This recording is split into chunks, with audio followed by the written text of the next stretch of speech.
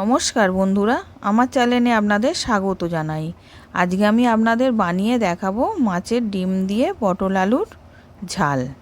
তার জন্য আমি প্রথমে মাছের ডিমটাকে ধুয়ে নুন হলুদ লেবুর রস মাখিয়ে রেখে দিয়েছিলাম। এবার কড়াতে তেল গরম করতে দিয়েছিলাম, মাছের ডিমটা দিয়ে ভেজে নিচ্ছি।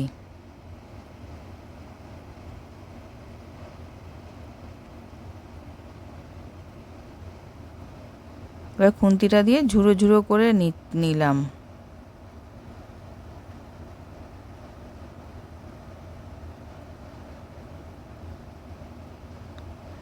এবার ভালো করে মাছের ডিমটা ভাজা হয়ে গেছে, এবার আমি নাবিয়ে রেখে দিয়েছি। ওই কড়াতেই তেল দিয়েছিলাম, দিয়ে পটলটাকে ভেজে নেব। পটলটা দিয়ে দিলাম, নুন দিলাম, হলুদ গুঁড়ো দিলাম, দিয়ে উল্টে পাল্টে ভেজে নেব।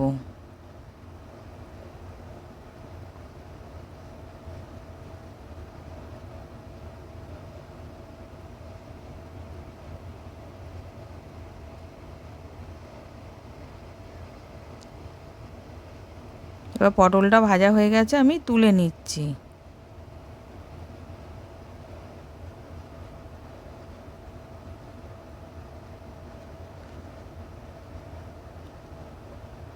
এবার ওই কড়াতেই একটু তেল দিয়ে কালো জিরে ফোড়ন দিলাম, পেঁয়াজ কুচিয়ে রেখেছিলাম, পেঁয়াজটাকেও দিয়ে দিলাম।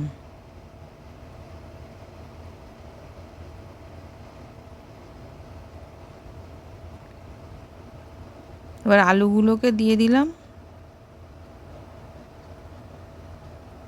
এবার নুন দিলাম, দিয়ে আলু আর পেঁয়াজ একসাথে ভেজে নেব।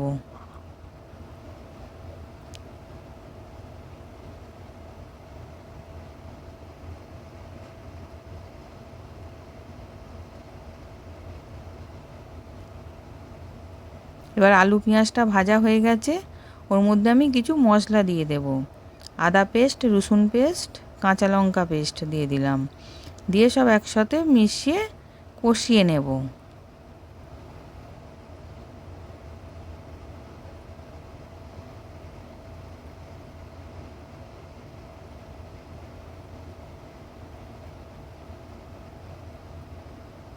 এবার হলুদ গুঁড়ো দিলাম, কাশ্মীরি লঙ্কা গুঁড়ো দিলাম, ধনে গুঁড়ো, জিরে গুঁড়ো আর টমেটো কুচি দিয়ে সব একসাথে মিশিয়ে নেব।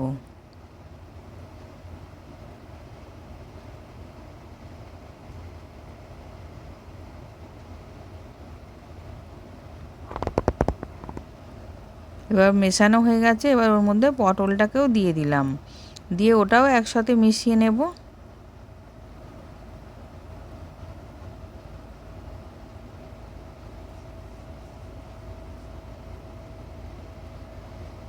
এবার মাছের ডিমটা ভেজে রেখেছিলাম, ওটাকেও দিয়ে দিলাম।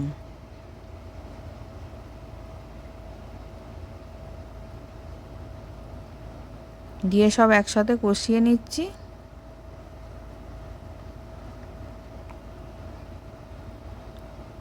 এবার ওর মধ্যে জল দিয়ে দিলাম, অল্প একটুখানি জল দিলাম যাতে সেদ্ধ হওয়ার জন্যে।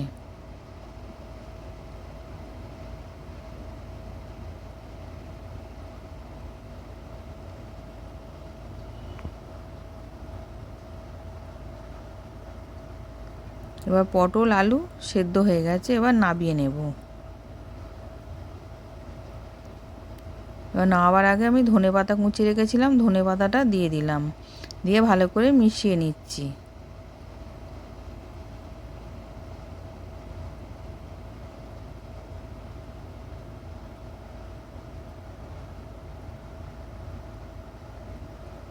এবার নাবিয়ে নেব।